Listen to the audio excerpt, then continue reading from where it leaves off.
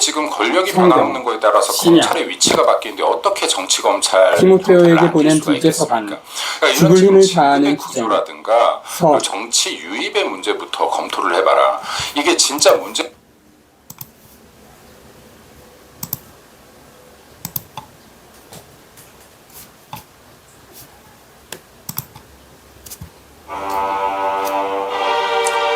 티모테오에게 보낸 첫째 서간과 똑같은 주제를 다루고 있으면서도 티모테오에게 보낸 둘째 서간은 개인 서간에 더 가깝다.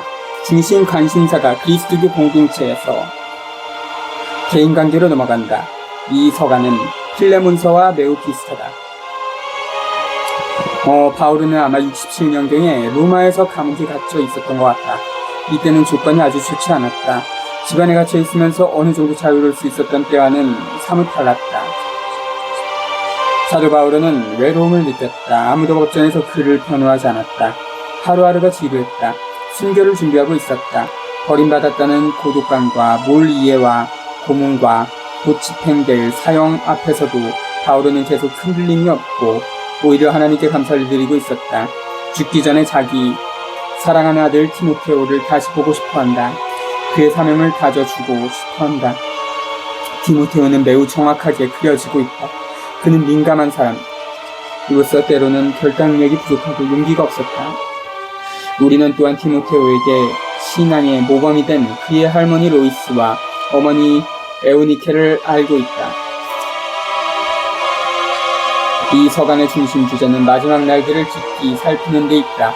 이 마지막 날들은 감옥에 갇혀있고 머지않아 헤어지게 될 바울의 마지막 때와 교회의 마지막 때를 가리킨다. 그래서 사도 바울은 티모테오를 다시 보고자 한다. 그리고 자기가 받은 고통, 체험, 최선의 싸움을 다했다는 위안, 정의의 화관을 받게 되리라는 확신을 다짐한다. 그러는 한편으로 티모테오에게 권고한다. 죽음을 부끄러워하지 말라고, 복음을 더 온전히 선포하라고 권한다. 마지막 때에 등장하여 거짓 교사를 내세울 거짓 예언자들의 거짓된 말을 조심하라고 깨어있으면서 한결같이 자기와 더불어 복음 때문에 고통을 당해야 하리라고 말했다. 인사 1. 하나님의 뜻에 따라 또 그리스도 예수님 안에 있는 생명의 약속에 따라 그리스도 예수님의 사도가 된 바오로가 사랑하는 아들 티모테오에게 인사합니다. 하나님 아버지와 우리 주 그리스도 예수님에게서 은총과 자비와 평화가 내리기를 빕니다. 감사와 격려. 나는 밤낮으로 기도할 때마다 끊임없이 그대를 생각하면서 내가 조상들과 마찬가지로 깨끗한 양심으로 섬기는 하나님께 감사를 드립니다. 나는 그대의 눈물을 생각하면서 그대를 다시 볼 수 있기를 간절히 바랍니다. 그렇게 된다면 내가 기쁨으로 가득 찰 것입니다. 나는 그대 안에 있는 진실한 마음, 믿음을 기억합니다. 먼저 그대의 할머니 로이스와 어머니 에우니케에게 깃들어 있던 그 믿음이 이제는 그대에게도 깃들어 있다고 확신합니다. 1장 1절부터 5절. 여기에서 우리는 선교를 하고 사명을 수행하는 사람들 사이의 연대 안에서 자라난 우정에 관한 아름다운 증거를 볼 수 있다. 5절은 그리스도인 가족 가운데서 믿음의 교육을 받는 혜택에 관한 보기 드문 내용이다. 바울은 사도다, 즉 파견을 받은 사람이다. 하나님의 계획에 따라서 예수 그리스도에게서 직접 파견을 받은 사람이다. 하나님의 계획은 예수 그리스도 안에서 모든 사람이 함께 살도록 하는 데 있다. 바오로는 티모테오를 사랑하는 아들이라고 부른다. 바오로와 티모테오는 끈끈하게 맺어져 있다. 바오로는 티모테오에게 성심을 다하여 권고를 준다. 은총과 자비와 평화는 하나님 아버지와 그 아들 예수님께서 주실 수 있다. 그래서 바오로는 티모테오에게 은총과 자비와 평화를 내려주시도록 하나님과 예수님께 간청한다.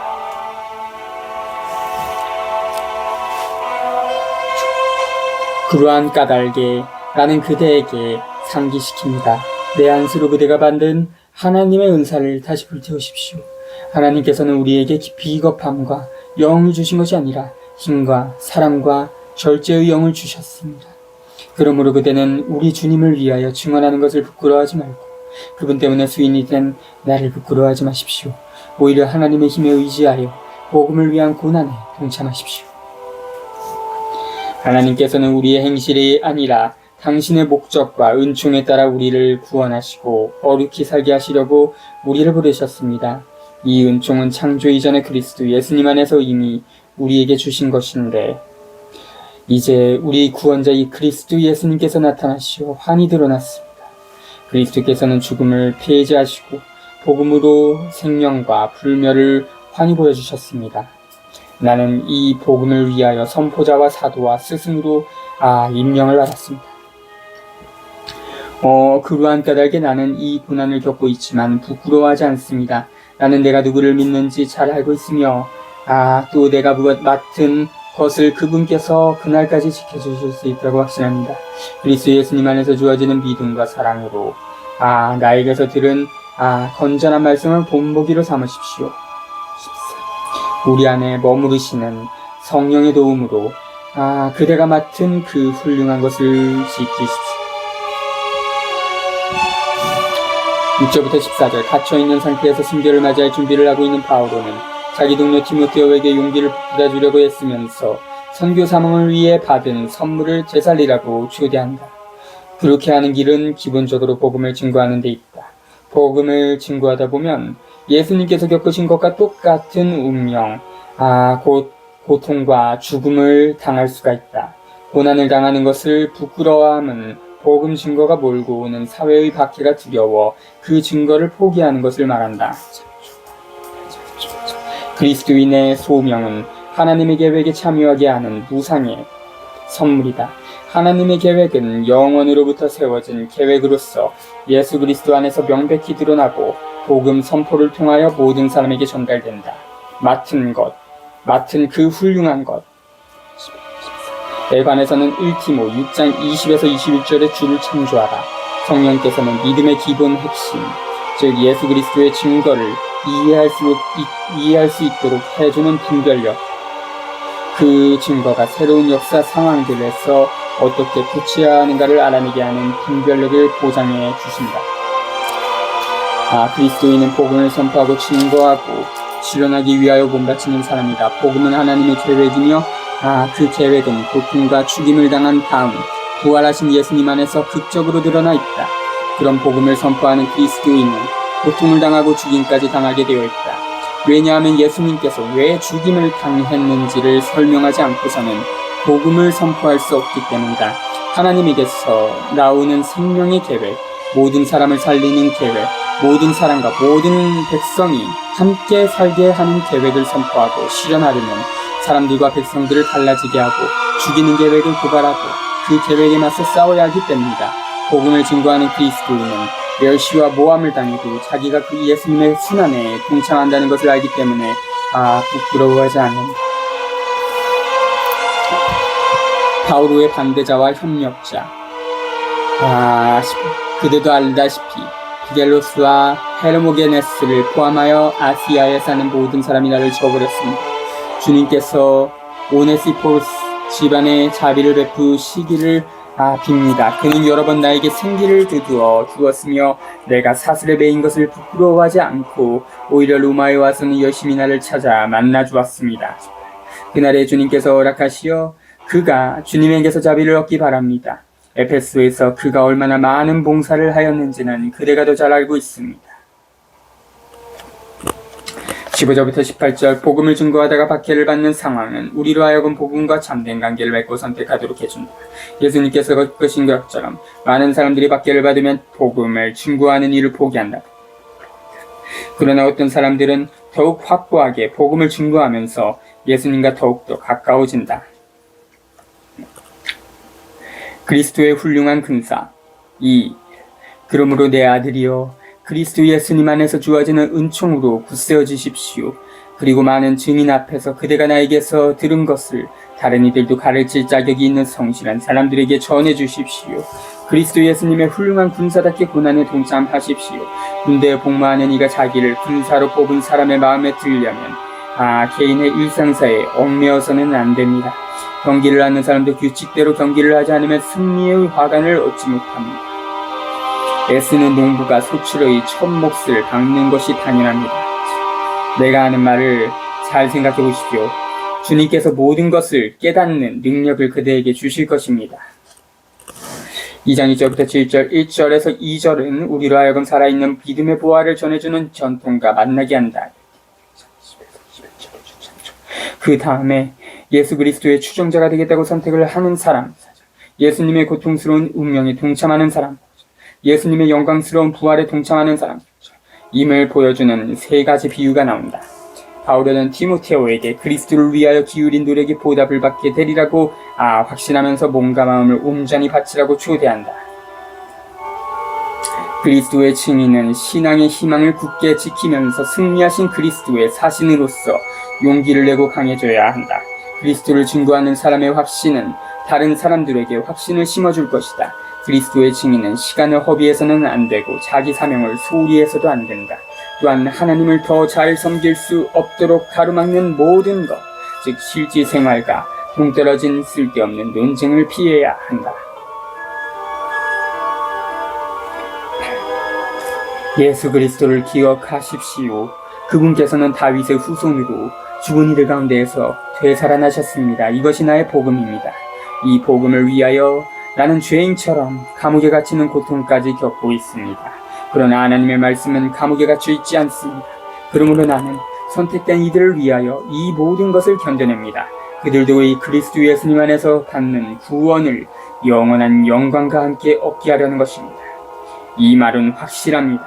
우리가 그분과 함께 죽었으면 그분과 함께 살 것이고, 우리가 견디어내면 그분과 함께 다스릴 것이며, 우리가 그분을 모른다고 하면 그분도 우리를 모른다고 하실 것입니다. 우리는 성실하지 못해도 그분께서는 언제나 성실하시니 그러한 당신 자신을 부정하실 수 없기 때문입니다.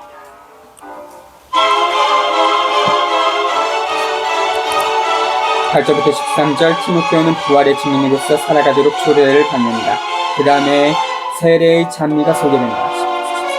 이 찬미가에서는 믿음과 딱 들어맞는 실천을 강조하고 있다. 사목자는 예수 그리스도의 부활에 참여하기 위하여 마음을 굳게 다잡고 꾸준히 충실하라는 부르심을 받고 있다. 그래서 바울은 티모테오더러 죽은 사람들 가운데서 부활하신 분, 다윗의 자손으로서 역사 속에서 살아가신 예수님을 기억하라고 요구한다. 나자렛 예수님이라 부르는 분은 죽음을 당했지만 부활하여 죽음을 이기셨음을 잊지 말라고 당부한다. 그런 예수님을 앞에 모시고 살아가노라면 사물과 인간관계를 보는 눈이 달라진다. 죽음을 이기신 예수님을 선포하는 사람은 불의와 불평등이 기초를 둔 사회와 갈등과 대결을 빚게 된다. 그 결과 따돌림과 저주와 모함과 박해와 죽임까지 당할 수 있다. 그러나 예수 그리스도와 더불어 고통과 죽임까지 당하는 사람은 그분과 더불어 죽음과 악을 이기고 부활하는 승리에 참여하게 될 것이다. 14절부터 26절, 지도자는 정직해야 하고 모든 사람을 존중하면서 받아들여야 하고 악대를 굳세게 견뎌야 하고 말에 신중해야 하고 부질없는 말장난을 피해야 한다. 저자는 다시 한번 에페소 지방에 퍼지고 있는 잘못을 강조한다. 에페소 사람들은 헛된 말에 속아 흔들리고 있을 따름이다. 그리스인들은 육체의 부활을 받아들이기가 어렵다. 그래서 어떤 그리스도인들은 부활은 세례를 받을 때 이미 일어났기 때문에 이제는 영신적 부활만을 생각하면 된다고 말하면서 그 문제를 회피했다. 여기에서 말하는 큰 집은 공동체를 가리킨다. 그리고 그릇들은 공동체 구성원들을 가리킨다. 큰 그릇과 은그릇은 믿음을 굳게 지키면서 복음을 굳건히 증거하는 신자들을 가리킨다. 그리고 나무 그릇과 질그릇은 그릇된 지도자들을 따르는 신자들을 가리킨다. 따라서 신자들은 스스로를 갈고 닦아서 좋은 일에 쓰이는 귀한 그릇이 될 의무가 있다. 청춘의 욕망은 성적인 이끌림이라기보다는 길들이지 못하고 다잡지 못한 욕망을 뜻할 것이다. 청춘의 열정은 개인의 성공보다도 믿음과 정의와 사랑이 넘치는 평화로운 사회와 세계를 건설하려는 열망으로 방향을 잡아가는 데 옳다. 사목자는 쓸모없는 논쟁이나 말다툼을 하는 대신 신자들을 온유하고 양순하게 대하고 참을성이 있어야 한다. 그리고 자기를 반대하고 해치려 드는 사람들에게도 부드러운 마음으로 그들의 잘못을 바로잡아주려고 애쓸 일을 그렇게 노력하노라면 그들이 정신을 차리고 올바른 길로 돌아설 것이다.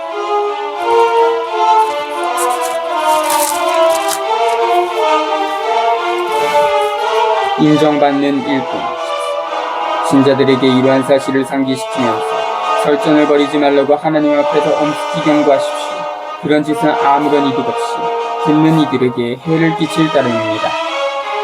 그대는 인정받는 사람으로 부끄러울 것이 없이 진리의 말씀을 올바르게 전하는 일꾼으로 하나님 앞에 설 수 있도록 애쓰십시오. 헛된 망언을 피하십시오. 그것은 사람들을 점점 더 큰 불경에 빠지게 합니다. 그들의 말은 악성 중앙처럼 사방을 파먹어 들어갈 것입니다. 그들 가운데 헤메네오스와 필레토스가 있습니다. 이 자들은 진리에서 비나가 부활이 이미 일어났다고 말하면서 몇몇 사람의 믿음을 망쳐놓고 있습니다. 그러나 하나님께서 놓으신 튼튼한 기초는 그대로 서 있습니다. 거기에는 주님께서는 당신의 사람들을 아십니다. 또 주님의 이름을 받들어 부르는 사람은 모두 우리를 멀리해야 한다는 말씀이 봉인처럼 새겨져 있습니다. 큰 집에는 큰 그릇과 은그릇만이 아니라 나무 그릇과 실그릇도 있어서 어떤 것은 귀하게 쓰이고 어떤 것은 천하게 쓰입니다. 그러므로 누구든지 이러한 것들에서 자신을 깨끗이 씻어버리면 귀하게 쓰이는 그릇, 곧 거룩하게 되어 주인에게 요긴하게 쓰이고 또 온갖 좋은 일에 쓰이도록 갖추어지는 그릇이 될 것입니다. 정신의 욕망을 피하고 깨끗한 마음으로 주님을 받들어 부르는 이들과 함께 의로움과 믿음과 사랑과 평화를 추구하십시오. 어리석고 무식한 논쟁을 물리치십시오. 알다시피 그것은 싸움을 일으킬 뿐입니다. 주님의 종은 싸워서는 안 됩니다. 오히려 모든 사람에게 친절하고 잘 가르치며 참을성이 있어야 하고 반대자들을 온유하게 바로잡아 주어야 합니다. 그러면 하나님께서 그들을 회개시키시어 진리를 깨닫게 해주실 수도 있습니다. 또 악마에게 붙잡혀 그의 뜻을 따르던 그들이 정신을 차려 악마의 올가미에서 벗어날 수도 있습니다. 마지막 때의 타락상 3. 이것을 알아두십시오.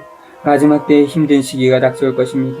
사람들은 자신과 돈만 사랑하고 허풍을 떨며 오만하며 남을 중상하고 부모에게 순종하지 않으며 감사할 줄 모르고 하나님을 무시하며 비정하고 매정하며 남을 험담하고 절제할 줄 모르며 난폭하고 선을 미워하고 배신하며 무모하고 교만하며 하나님보다 쾌락을 더 사랑하면서 겉으로는 신심이 있는 체하여도 신심의 힘은 부정할 것입니다.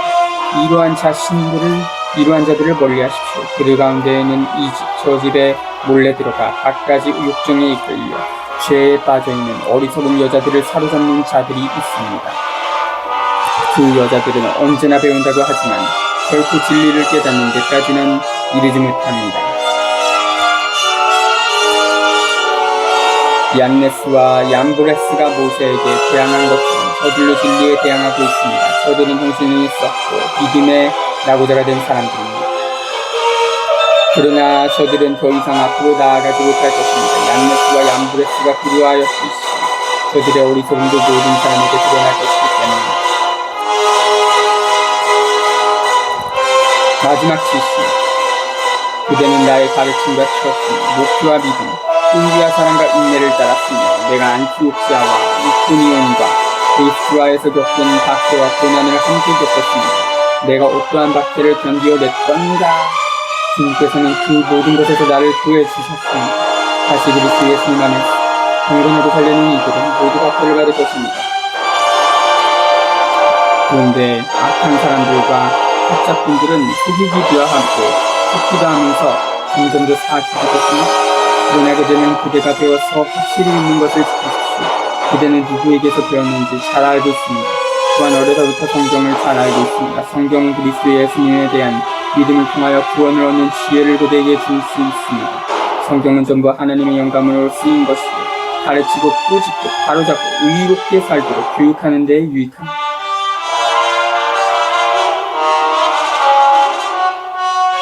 그리하여 하나님의 사람이 온갖 선행을 할 능력을 갖춘 유능한 사람이 되게 해줍니다.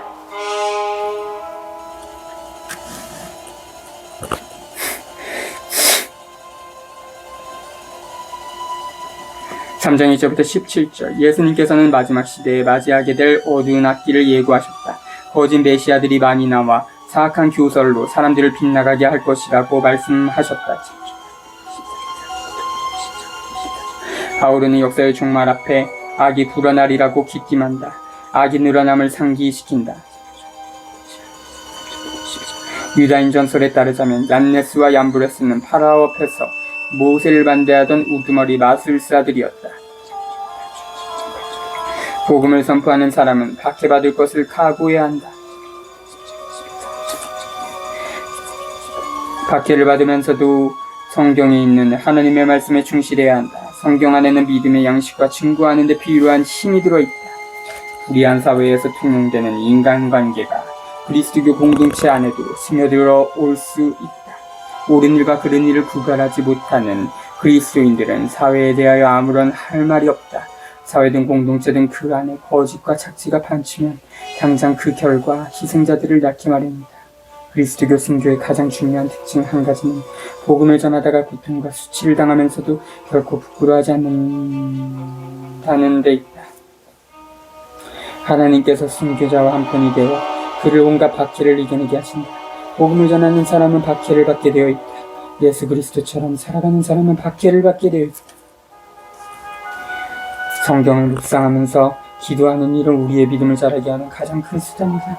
바울은 분명히 당시에 존재하던 하나뿐인 성경인 구약 성경을 가리키고 있다. 구약 성경은 우리가 성령의 빛을 받으면 우리 오늘날에도 우리에게 하나님의 전언을 들려주고 생활을 할 수 있게 해준다. 구약 성경을 알아듣는 열쇠는 예수님께 대한 사도들의 증거다. 교회는 사도들의 증거를 일그러뜨리지 않고 그대로 사람들에게 전달해줘야 한다. 우리는 성경에서 하나님께서 당신 백성에게 말씀하고자 하시는 전언을 찾아내고 성경 구전을 개인적이고 자의적인 주장에 근거로 삼아서는 안 된다. 교회를 이끌어주는 바로 그 성령께서 성경의 저자들에게 영감을 불어넣어 주셨기 때문이다. 그리고 성경은 그리스도교 공동체의 믿음 안에서 읽고 알아들을 때만 참된 교훈을 줄 수 있다.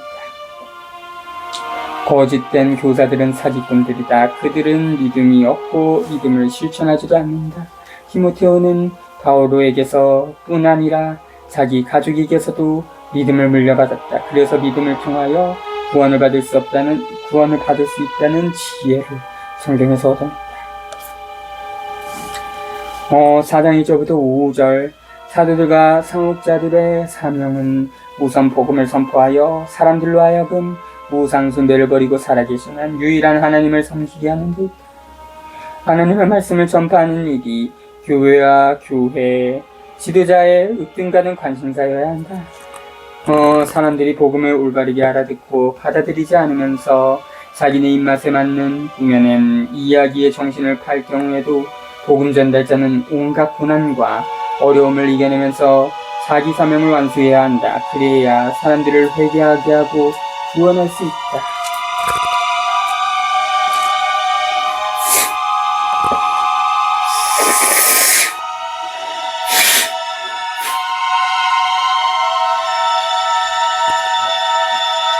바울은 기회가 좋든지 나쁘든지 복음화를 위하여 최선을 다하라고 당부한다. 옛날 사람들은 좋은 기회를 잡아서만 말을 하라고 했다.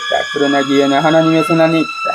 사목자로서는 자기가 적절하다고 생각하든지 적절치 못하다고 생각하든지 상관없이 복음을 전해야 한다.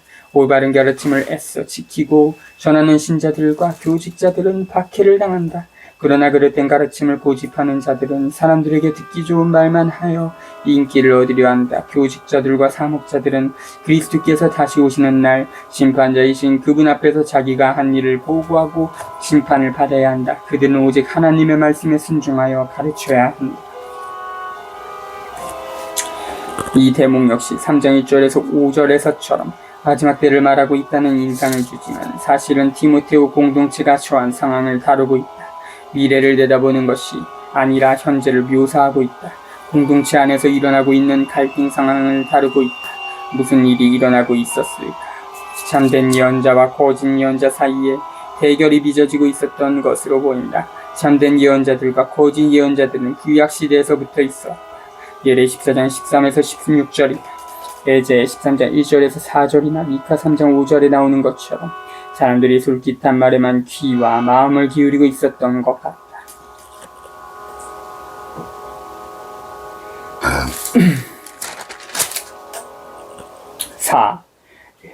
나는 하느님 앞에서 또 산이와 죽은 이를 심판하실 그리스도 예수님 앞에서 그리고 그분의 나타나심과 다스림을 걸고 그대에게 엄습히 지시합니다. 말씀을 선포하십시오. 기회가 좋든지 나쁘든지 꾸준히 계속하십시오. 끈기를 다하여 사람들을 가르치면서 다 이루고 꾸짖고 격려하십시오. 사람들이 건전한 가르침을 더 이상 받아들이려고 하지 않을 때가 올 것입니다. 호기심에 가득 찬 그들은 자기들의 욕망에 따라 요사들을 모아들일 것입니다. 그리고 진리에는 더 이상 귀를 기울이지 않고 신화 쪽으로 돌아설 것입니다. 그러나 그대는 어떠한 경우에도 정신을 차리고 고난을 견디어내며 복음 선포자의 일을 하고 그대의 직무를 완수하십시오. 나는 이미 하나님께 올리는 포도주를 마쳐지고 있습니다. 내가 이 세상을 떠날 때가 다가온 것입니다. 나는 훌륭히 싸웠고 달릴 길을 다 달렸으며 믿음을 지켰습니다. 이제는 의로움의 화관이 나를 위하여 마련되어 있습니다. 의로운 심판관이신 주님께서 그날에 그것을 나에게 주실 것입니다. 나만이 아니라 그분께서 나타나시기를 애타게 기다리는 모든 사람에게도 주실 것입니다. 6절부터 8절 승리할 것이 확실해진 마당에 바울은 자기 자신을 승리의 상급을 받게 될 달리기 선수에 비긴다. 그는 자기가 믿음을 전파하고 뒷받침하기 위해 자기 생명과 삶을 온전히 봉헌했음을 알고 있다. 이 대목은 보별사나 유언으로 보인다. 보별사나 유언에는 보통 죽음이 가까이 왔다는 암시가 나온다. 그래서 이 대목에서는 바오로를 교직자와 사목자의 귀감으로 소개하는 데 역점을 두고 있는 것 같다. 바오로처럼 사는 사람은 그와 함께 승리의 월계관을 얻을 것이다.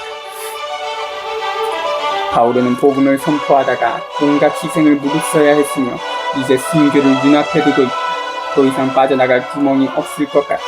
죽을 때가 다가왔음을 느낀다. 그리고 자기 순교가 복음화에 도움이 될 것을 기대한다.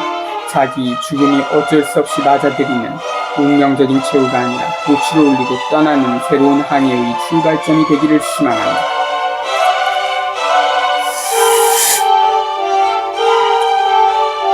개인적인 부탁. 그대는 서둘러 나에게 빨리 오십시오. 데마스는 현세를 사랑한 나머지 나를 버리고 데살로니카로 가고 크레스켄스는 갈라티아로, 티투는 달마티아로 갔습니다. 루카만 나와 함께 있습니다. 마르코는 내 직무에 요긴한 사람이니 함께 데리고 오십시오. 티키코스는 내가 에페스로 보냈습니다. 올 때 내가 트로아스에 있는 가르포스의 집에 두고 온 외투와 책들, 특히 양피지 책들을 가져오십시오. 우리 새 공장이 알렉산드로스가 나에게 해를 많이 입혔습니다. 주님께서 그의 행실대로 그에게 갚으실 것입니다. 그대도 그를 조심하십시오. 그는 우리의 말에 몹시 반대하였습니다. 나의 첫 변론 때 아무도 나를 거들어주지 않고 나를 저버렸습니다. 모두 나를 저버렸습니다. 그들에게 이것이 불리하게 셈해지지 않기를 바랍니다. 그러나 주님께서는 내 곁에 계시면서 나를 굳세게 해주셨습니다. 나를 통하여 복음 선포가 완수되고 모든 민족들이 그것을 듣게 하시려는 것이었습니다. 그리고 나는 사자의 입에서 구출되었습니다. 주님께서는 앞으로도 나를 모든 악행에서 구출하시고 하늘에 있는 당신 나라에 들어갈 수 있게 구원해 주실 것입니다. 그분께 영광이 영원 무궁하기를 빕니다. 아멘. 1절부터 18절. 바울의 마지막 때는 슬프고 외로웠다. 가장 가까운 동료들 앞에서까지 배신을 당하고 완전히 버림받은 것 같은 상황에서 바울의 눈은 복음을 선포한 듯 하나님의 나라에 온전히 참여하기를 기다려 계속 주님의 뜻밖에. 루카는 이미 바오로가 첫 번째로 감옥에 갇혔을 때 그와 함께 있었다. 아마 이 루카가 세 번째 복음서와 사도행전을 저자할 것이다. 마르코 요한 옆으로 바울을 따라다니고 바울과 이전이 엇갈리기도 했다. 그러나 바오로가 박해를 당할 때 충실한 동료가 됩니다. 바오로는 자기가 죽기 전에 사랑하는 아들 디모테오가 어서 왔으면 한다. 이는 바울과 디모데오가 서로 얼마나 사랑했는지를 엿보게 한다. 데마스는 어려운 생활과 박해를 견디다 못해 복음화 활동을 포기한 것 같다. 루카와 데마스는 바울과 콜로세 신자들에게 서간을 보낼 때 그와 함께 있었다. 바울은 감옥에 갇혀 있으면서도 계속해서 공동체들을 조직한다. 그 일을 위하여 그레스캔스를 갈라티아로, 티투를 달마티아로 보냈을 것이다. 또 디키코스를 에페소로 보냈다. 바오로가 디모데오더러 외투와 성경을 가져다 주도록 부탁하는 것을 보면 추운 겨울에 빛도 거의 들어오지 않는 더러운 감옥 안에서 그가 얼마나 공공한 처지에 빠져 있었던가를 짐작하게 한다. 또 바오로는 디모데오가 알렉산드로스를 조심하라고 합니다. 1티모 1장 20절에서 보면 히메네오스와 알렉산드로스는 공동체에서 쫓겨난 사람이다. 그렇게 말하면서도 그런 사람들에 대한 심판은 하나님의 손에 맡긴다. 바오로가 처음으로 재판 중에 나섰을 때 모두 도망가버리고 그를 변호해 줄 사람이 아무도 없었다. 그래서 하나님은 외로움을 느낀다. 순교자는 예수님의 순환을 자기 모험으로 지원하게 되어 있다. 예수님께 일어난 일이 그대로 바오로에게도 일어난다. 여기에서 바오로 역시 예수님처럼 자기를 버린 사람들이 엄한 벌을 받지 않고 구원받기를 원한다. 바오로에 대한 사형 언도가 잠시 미뤄진 것은 그로 하여금 모든 이방인들에게 하나님의 말씀을 완전히 선포하도록 하기 위함이었다. 끝임사 프리스카와 아킬라에게 그리고 오네시포로스 집안의 안부를 전해주십시오.